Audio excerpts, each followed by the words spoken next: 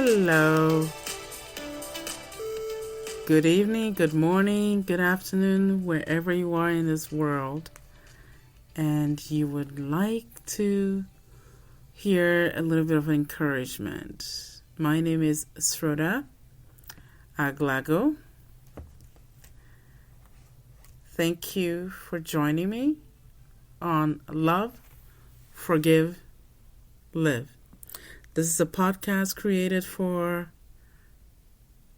encouragement, empowerment, and of course, to inspire and motivate. I enjoy doing this because it's something that I always love doing. And what more is more rewarding than this? To give positive energy to my brothers and sisters out there. Anyways, it is kind of late. However, I do apologize. I've been extremely busy running around town doing all kinds of things. So when I got back, it was pretty late. So I figured I better rest before I start recording for the podcast. So that's why. Normally I do it before midnight, my time, Eastern time. But this time it took a little more after midnight to prepare and everything and get ready. I hope everybody had a great week. I know I did. Full of events and things that I need to do and projects that I was able to complete. And of course, the creative juices were flowing. And I recognized something about myself. I love learning. If I haven't made that clear, I love learning and I get excited about learning about myself, my environments, the planet, people, different things. I love learning. And I discovered something about myself that I didn't even know that was there. So it was very exciting, that is actually writing poetry. I've been writing a lot of poetries lately and writing quotes. And I realized I love doing that. Sometimes I will wake up first thing in the morning and then a thought comes to me and I'm like, oh, let me get that down before I forget. My mind can go from one point to the next. And when that happens, I can lose some precious knowledge, wisdom, ideas. So what I do is I write them down quickly. I pick up the nearest thing next to me. Usually I have a book or a journal next to my bed, and I'll pick it up and write whatever comes in my mind. But this time I left my journal on my desk, and I didn't take it with me to my bedroom, so that became a problem. And so I grabbed my calendar. Yes, I grabbed my calendar and started writing frantically, and by the time I was done, I couldn't believe it. I had 9 quotes and 2 poetry. And I was like, oh my goodness, what had got into me. But you know what? It was great. I loved it. Anyways, today is interesting because I'm going to talk about a topic that might surprise people. I'm going to talk about our mind. Yes, I do therapy, life coaching, counseling, and of course, basic life skills for anything. Career changes, or even career ready, college ready, stuff like that. But this one particularly, I'm focusing on how our mind how our mind directs our thoughts.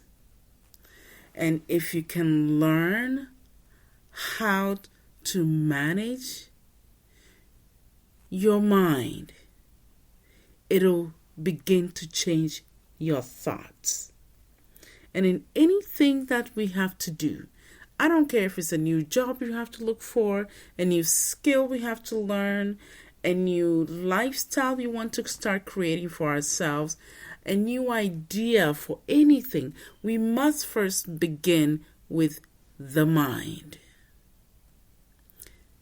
Even sometimes a simple thing like working out, you must start it in the mind. Even eating healthy, you must start it in the mind.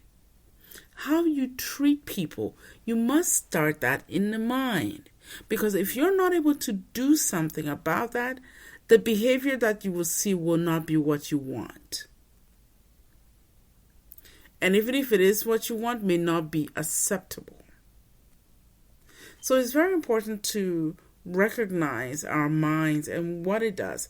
And one of the things I've noticed is that everyone, I don't care who you are, where you are, what situation you're in, we are always in one or the other state.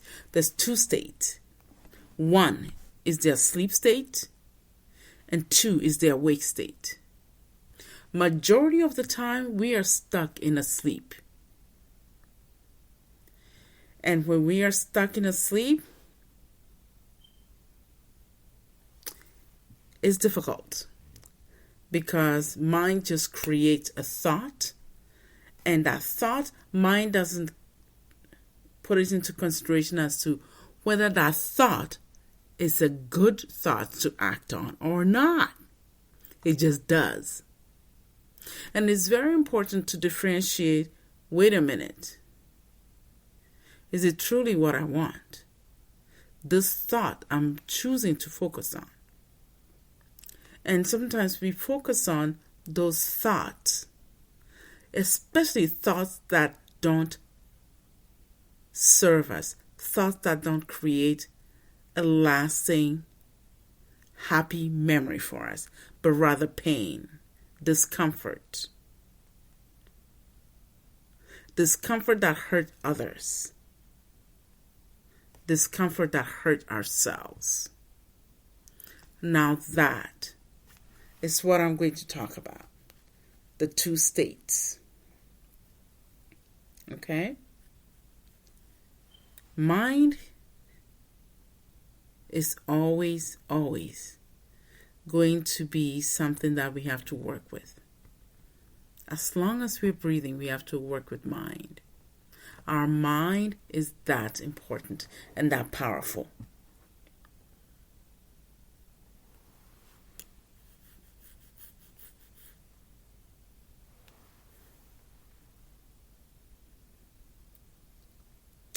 Death takes many forms. Yes, it does. It takes many forms. Death is not actually about a physical state. It's not about the body.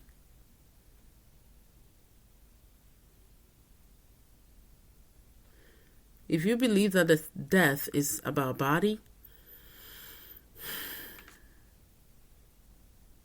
I have news for you. It's about form, a change of form. It takes many forms.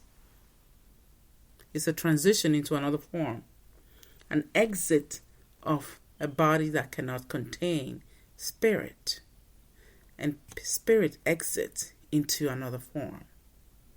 It does not die. Spirit does not die. Spirit lives on and continues into another state. That's all that happens. But death that I'm talking about is this.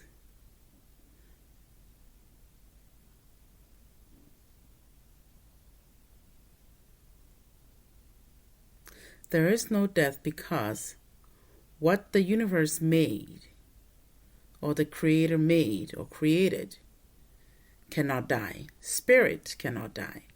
It only transcends to a different form.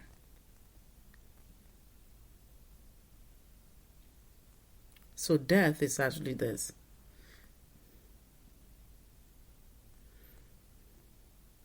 It's the idea that one is separate from the Creator. That means one begins to believe that they can leave Source. While the truth of the matter is this: Source never left you. Source was always with you. The universe was always there with you. It never left. The Creator never left. The Creator never left you. You never left.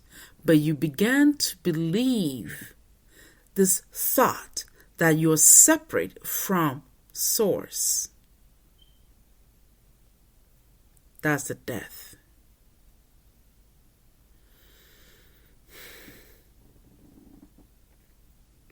You began to believe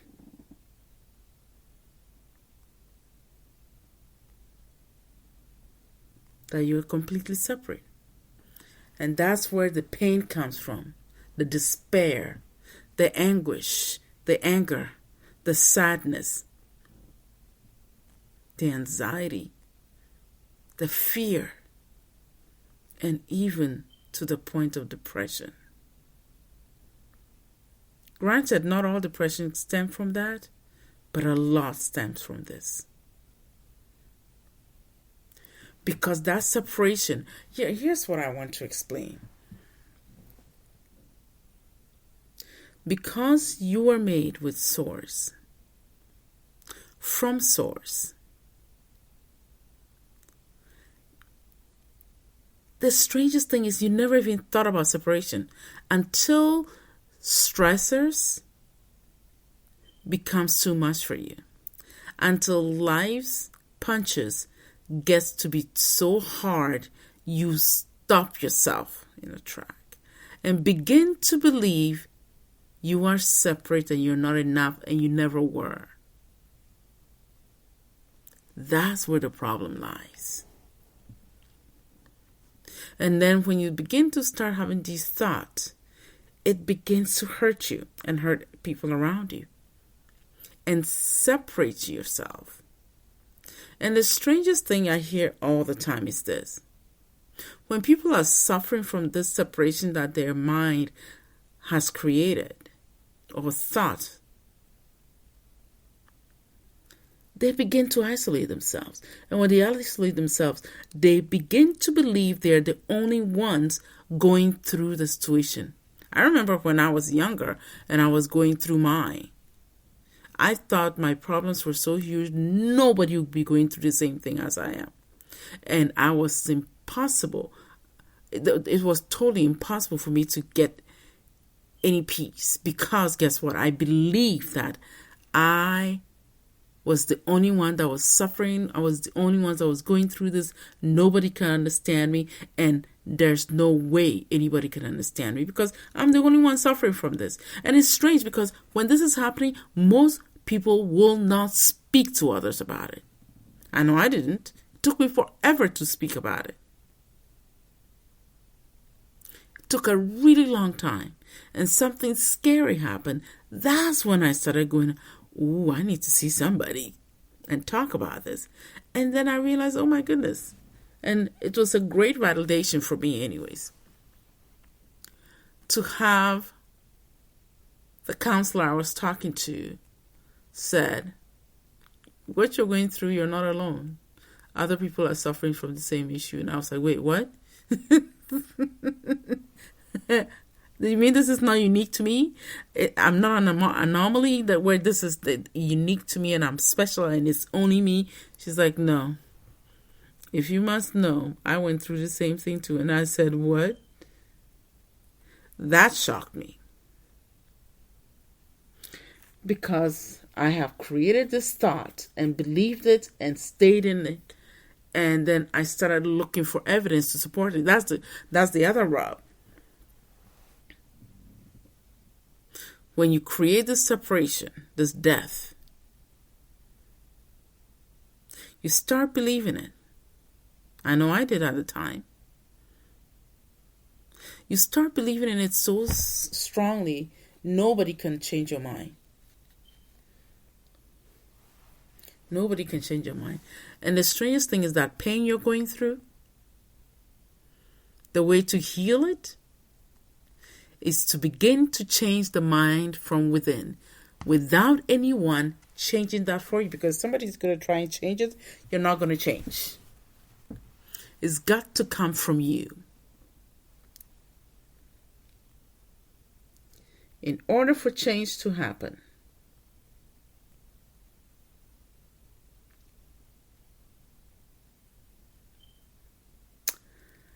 We must understand this.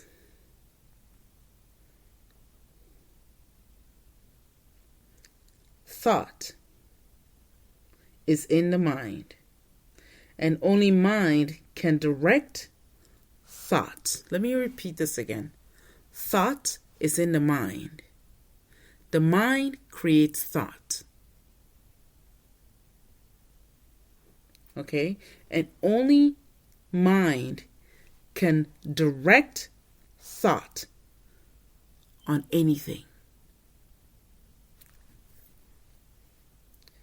For that reason, in order to change a thought, we must first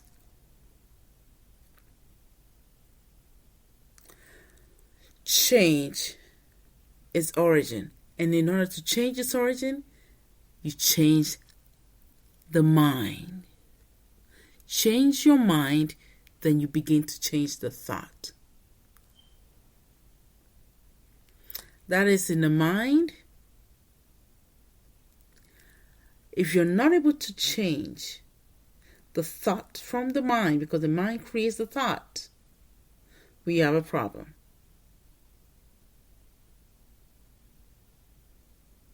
Ideas don't leave their source. Ideas don't leave their source. Ideas don't leave their creators. Ideas don't leave the mind. Only mind can change it. And if you're not able to change it, here's this. I said you have a problem. You become closed-minded. When you become closed-minded, you become fixated on that thought and begin to reproduce and recreate that thought to satisfy the feeling, the belief, and the behavior that you're seeing from that thought. And that's a tough place to be. I'll give you an example. If someone is feeling rejected, abandoned, feeling like their needs, emotional needs are not being met, and children are great for this. They get it from the beginning when parents sometimes neglect their needs, and then they start learning that pattern. But then it doesn't come to fruition in terms of thought and behavior until they're a little older. And then that's when we recognize, oh my goodness, this is attachment disorder. This is a dysfunctional attachment. This is a disorderly attachment. We begin to see that. But in the beginning, sometimes when parents are doing it because they don't know that they're creating that, and believe me, I don't know any parents that says, oh my goodness, I'm creating this dysfunction in my child. So nobody does. Shoot, I didn't even know what I was doing at that time. But it manifests itself later in their lives. So now the child grows up 15, 16, 17, sometimes even up to 20, and then they have a problem letting go. Okay? Letting go of hurt, letting go of people who disappoint them. They blame, point fingers. Ooh, we point fingers like crazy. Blame everybody for what ails them. Blame everybody for what is going on in their lives. If it's not going right, it's somebody's fault. No accountability. And if someone that they know and care about, and the person decides they don't want them anymore, oh my goodness. Or the person decides, you know what, they don't want to continue the relationship anymore. Usually, the individual takes it as a personal attack. And that's when we begin to see, ooh, these are what is going on. Neglect, abandonment. We see it. Because when a person develops this thought process created by their mind, It is extremely difficult to change the mind. So what is supposed to happen is this. When the individual recognizes this is causing a problem and blow up an uncomfortable situation, what they normally do is this. If they want to heal, that's where the problem, this is where we're going with this. If they want to heal, that means they must begin to make a change in the mind. Changing your mind means this: changing how you think of yourself, and that is something that only the individual can do. No one will be able to do it for them. No one will be able to say, here, let me give you a formula. Follow this, A, B, C, D. Great, you've changed. They have to decide in their mind they don't want this thought to keep at them anymore. So they make a conscious decision in their mind to change it. That is the only time change is possible.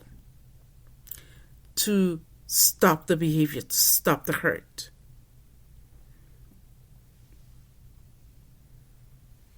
Because once change takes place, something powerful happens.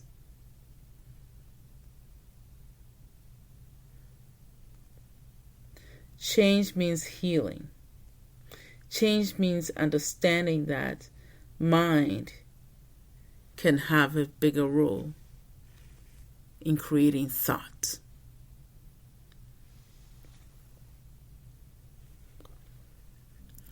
And that change is the awakening.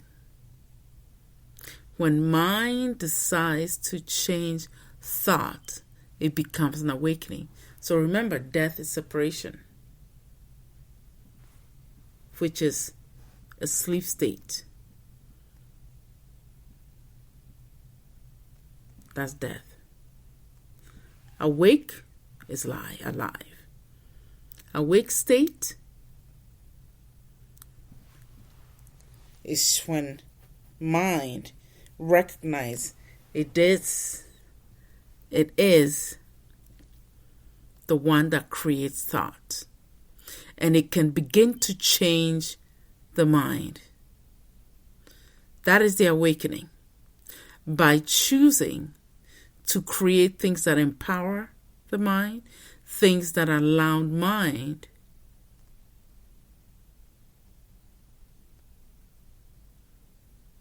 to change perspective, to change an idea, and allow the person to grow into the person they're supposed to be, fulfilled, happy, and feel like they're contributing something to society, to their community.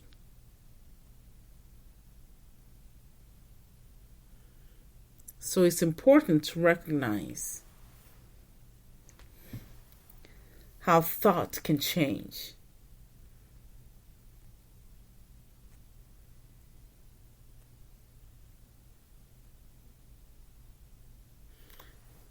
So when the mind is asleep, there's a problem. So anytime we say someone is asleep, that means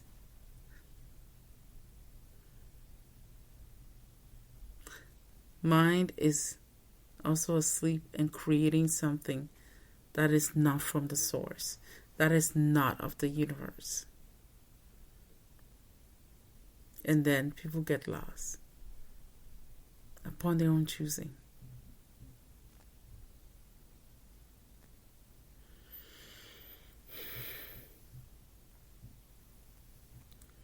The strangest thing is this. It takes just that small shift in your mind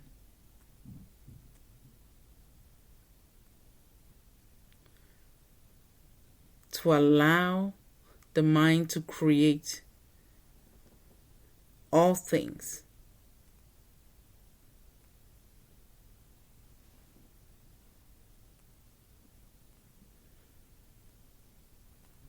all things.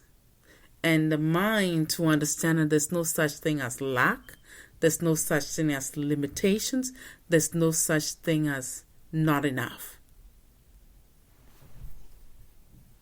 And everything is possible. That needs to take place in the mind. That's why, like I was saying in the beginning, anything you have to do, you must first change it in the mind before you take the step to do it. Because if you don't do that, you're not going to be able to follow through on what you want to do or where you want to go. It just doesn't happen. It starts from the mind. So change your mind. Want what you want more than what you're doing. And this is the fact. We as human beings will do the same thing over and over and over and over, and then keep hoping to get a different result. Meanwhile, we've been doing it the same way. So how is it possible? If we've been doing it the same way over and over and over and we are not getting results, why is it that we keep repeating it? That's the question we need to ask ourselves. Meanwhile, if you choose to change mind by being open to learning, open to accepting, and not closing your mind and staying asleep, then you block yourself from growing, from evolving, from becoming the being that you should become, the best version of you.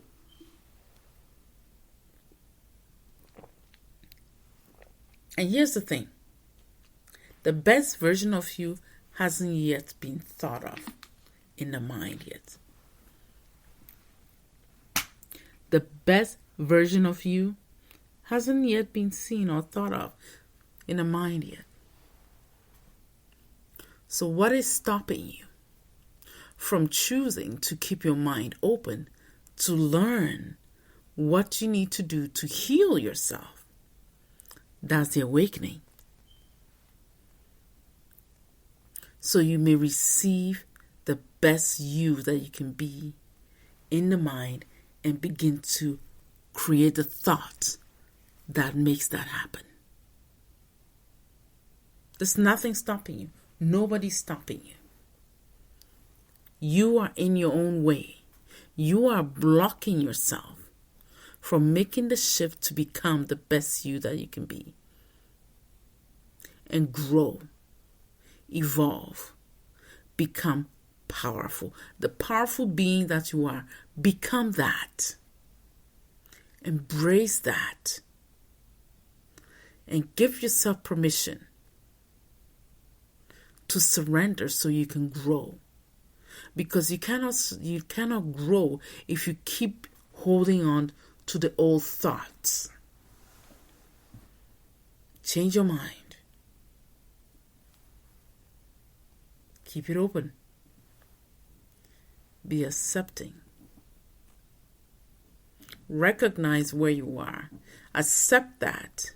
And then begin to take the time to work on your mind, to change it.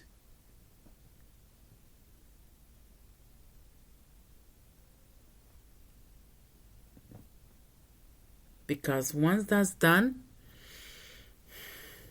you will notice a sense of freedom, a sense of peace, understanding, joy.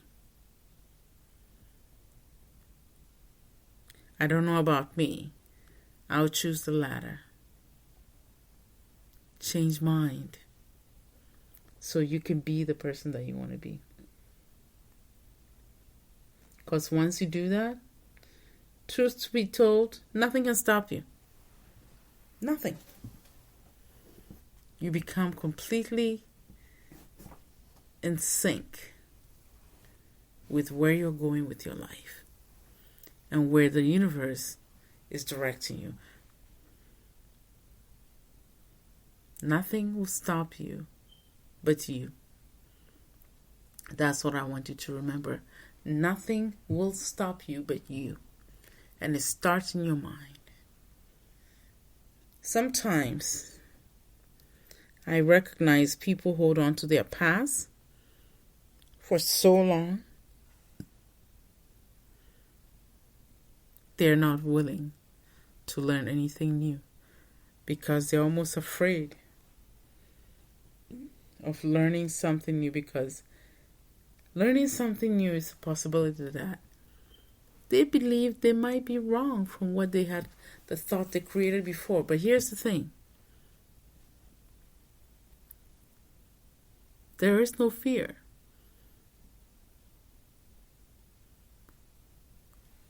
At all. And that's what I think we need to look at. The pain that we're going through. You can begin to create a shift in the mind to question why you're doing the same thing over and over, and the same pain over and over, and not doing anything about it. Act on it. Do something by choosing to change mind. I'll give you another example. I hear people come and they say, oh, they want a new career. But the question then follows, have you taken the time to learn a new skill? And the thing you may hear, oh, well, I don't know any better. I'm old. I don't know what to do. There's got to be something. But if you take the time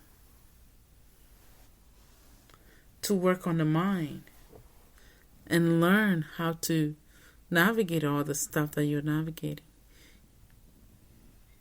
you might just find what you need.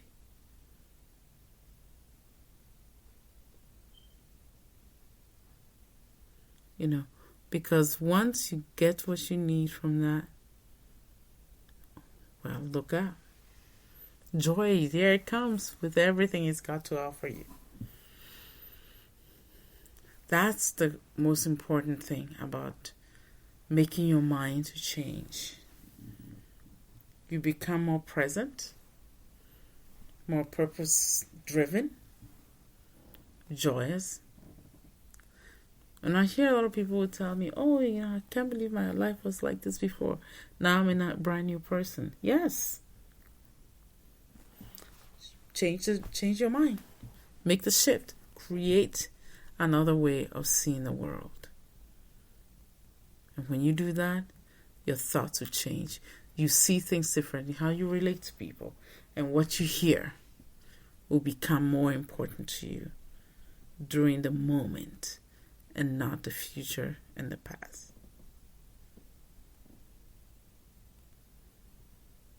Nothing can hold you back but you. You decide.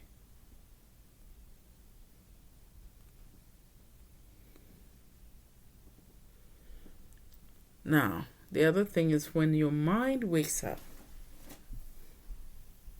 and is fully aware and then chooses to operate in the thought prior or the other or another time, it's best to discuss it with the individual so that both of you can be on the same page, because that's how it's supposed to be. Mind has a way of connecting all of us. But unless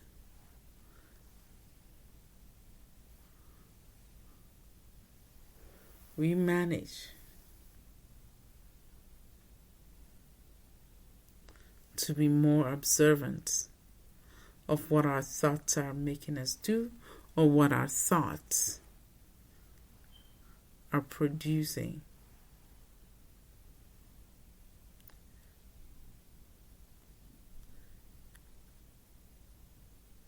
one thing you can always also count on is this: once mind is change or redirected, you will begin to notice that you achieve more in shorter times. You get excited. I know I do when mind change. For me,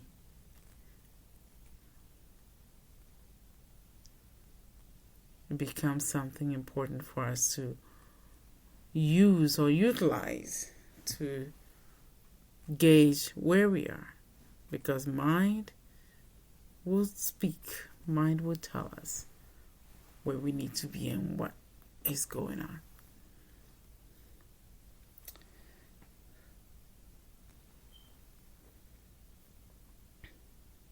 It's important to also understand that mind and thoughts are not opposite, but we recognize that thought is directed by mind. Thought cannot act on its own without mind. So that's why when mind, the human mind, decides to change it, it can rearrange how things should go.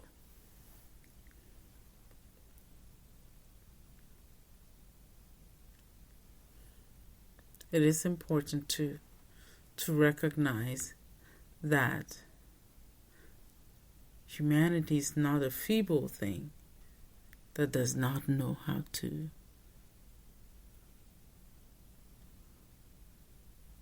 change itself.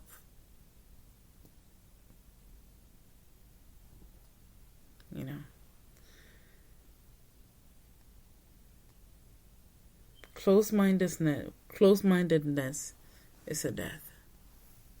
It traps you and prevents you from learning, prevents you from going anywhere, prevents you from having the life that you do want. And I hear a lot of people they're just stuck. And it's sad.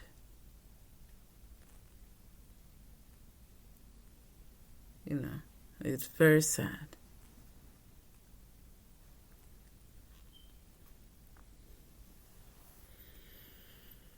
Another example I think I would give finally is when you decide to eat healthy, but then you hear people talking about food and you say, oh, me, I just look at food and I gain weight. Funny, it's not, the literal word is not, but people will say that. And then every time they try to work out, they don't lose the weight they want. And they're like, I don't understand. Well, you declare that if you just look at food, you just gain weight. So, well, and when it's not happening, you're working out hard, and it's not happening. Sometimes it could be because you need to change your mind about how you feel about food and how your relationship with food is. It might come in handy, so you might want to do that. That's important. I hope today was a good one that I shared about mind and thought.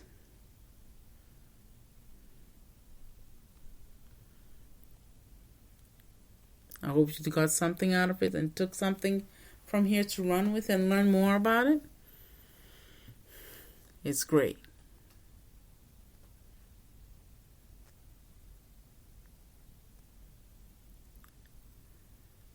Another thing that I wanted to discuss shortly was about this quote I wrote. And it's very simple.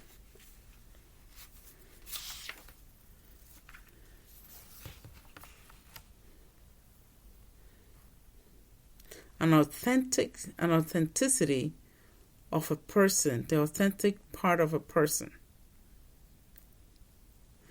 shows the character of that person. Your authenticity shows the world your character, and it shows the character of their heart. Let me repeat that again. Authenticity of a person shows the character of their heart. That's the word. I wrote it so fast I can't even read it.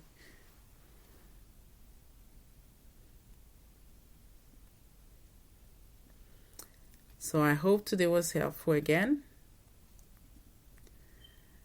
My name is Rhoda Aglago. Thank you for joining me on Love, Forgive, Live. Those who want to write me, the email address is love, L-U-V, forgive, the 4 is the number 4, give, live, L-I-V-E, @gmail.com. Those of you who are following us on YouTube, Twitter, follow us and like us, subscribe to us, and of course those on Spotify, like us and follow us. We are also on Amazon Music, and then on Apple Music. And I believe that's about it. We have, of course, Spreaker.com, and if there are other places that we're being listened to, I don't know yet. Forgive me. It'll finally come to my techie person, usually inform me of what we're doing, so then I'll be able to continue. But thank you for following us. Thank you for listening. Thank you for being an audience. We'll be back again next week to talk about whatever the topic gives us. I hope today's topic was not too heavy, and I hope it gave you a new perspective or an understanding about how you can work on your own thoughts from the mind, because everything happens there. Closed-mindedness keeps you bound. You don't grow. You don't evolve. You get stuck. And that's not living. Okay? Thank you. And those of you who like books, children who have children, go and look at my book, my new book that I just released called Polar Kiss on Amazon, on children's book. When you go on Amazon, you put children's book, Polar Kiss, POLARKISS,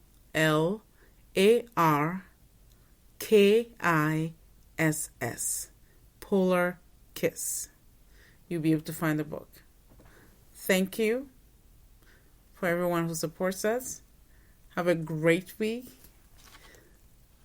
And thanks again for joining us on Love, Forgive, Live.